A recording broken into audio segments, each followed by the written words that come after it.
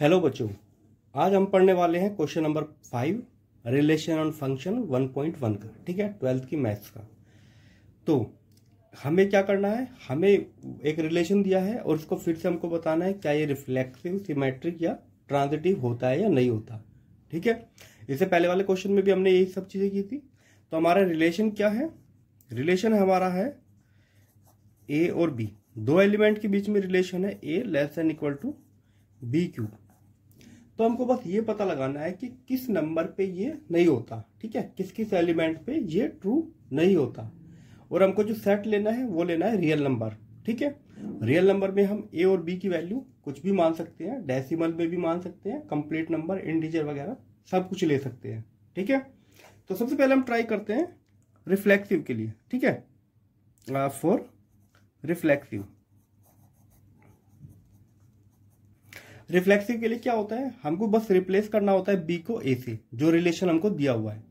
तो अगर हम यहाँ पे लिखें क्या A less than equal to A cube, क्या ऐसा हो सकता है?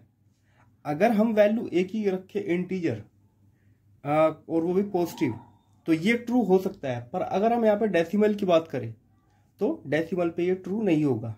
एग्जाम्पल, अगर ए की वैल्यू रखता हूं मैं 1/2, ठीक है, तो ये रिलेशन मेरा क्या बनेगा, 1/2 less than equal to 1/2 cube. कैसा होता है? नहीं, क्योंकि 1/2 लेस देन इक्वल टू 1/8 ये गलत है। ठीक है, ऐसा नहीं होता। तो इसका मतलब यहां पे हम क्या लिखेंगे, ए और A is not part of relation. ठीक है, तो नॉट रिफ्लेक्सिव। ठीक, ये तो हो गया रिफ्लेक्सिव के लिए। चलो अब चेक करते हैं हम अपना सिमेट्रिक के लिए। सिमेट्रिक के लिए क्या होता है, बस रिप्लेस करना होता है ए की जगह बी और बी की जगह एक, जो हमारा रिलेशन दिया हुआ है। If A less than equal to B cube then B less than equal to A cube. क्या ये दोनों एक ही बारी में ट्रू हो सकते हैं कि दो नंबर हम ले और ये दोनों में ये ट्रू हो जाए? अगर a less than B cube, अगर a जो है बी क्यूब से छोटा है या उसके इक्वल है, तो क्या ऐसा हो सकता है कि b जो है a क्यूब से छोटा और इक्वल हो? तो कुछ चीजों पे ये हो सकता है, पर कुछ चीजों पे, कुछ नंबर्स पे ये ट्रू नहीं हो सकता। जैसे कि मान लेते हैं कि हम a की वैल्यू मान लेते हैं 1 और b की वैल्यू मान लेते हैं 2। हमको सिर्फ वही सेट ऑफ एलिमेंट निकालना है जिसपे ये ट्रू नहीं होता। अगर एक पे भी फॉल्स हो रहा है तो इसका मतलब ये फॉल्स ही हो जाएगा। अगर इस कंडीशन में रखे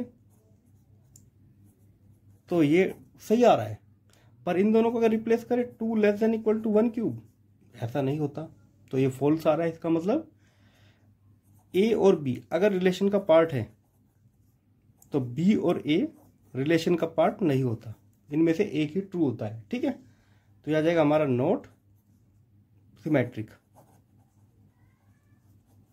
ठीक, अब बात करते हैं ट्रांजिटिव की। फॉर ट्रांजिटिव, ठीक है, ट्रांजिटिव के लिए क्या होता है, अगर if A less than equal to B cube, अगर ये ट्रू होता है, और b less than equal to C cube, ये भी ट्रू होता है। ठीक है, एक एलिमेंट हमने ऐड कर लिया है c। तो हमको चेक करना है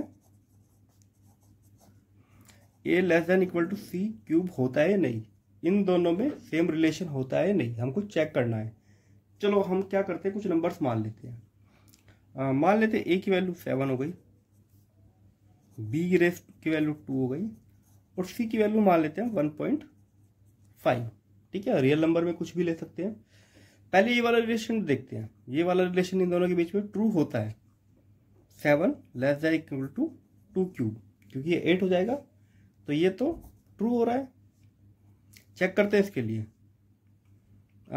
बी हमारा है 2 लेस देन इक्वल टू सी कितना है हमारा 1.5, तो इसकी वैल्यू 2 से ग्रेटर देन होती है, ये भी हमारा सही आ रहा है।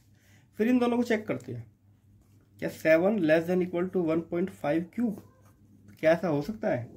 तो ऐसा नहीं हो सकता, क्योंकि इसकी जो क्यूब है वो आती है हमारी 3.375, तो ये गलत है। ठीक है, तो इसका मतलब ये वाला रिलेशन जो हमारा है ये ट्रू नहीं होता है। ठीक है, तो हम लिखेंगे कैसे कि ए और बी मान लेते हैं रिलेशन का पार्ट है। ठीक है, बी और सी भी रिलेशन का पार्ट है, बट ए और सी इस रिलेशन का पार्ट नहीं होता, तो नॉट ट्रांजिटिव। तो ये जो हमारा रिलेशन है ये तीनों में से कोई भी रिलेशन को नहीं शो करता है। ठीक है, तो ये था हमारा रिफ्लेक्सिव, ना तो रिफ्लेक्सिव, ना ट्रांजिटिव, ना सिमेट्रिक। ठीक है बच्चों।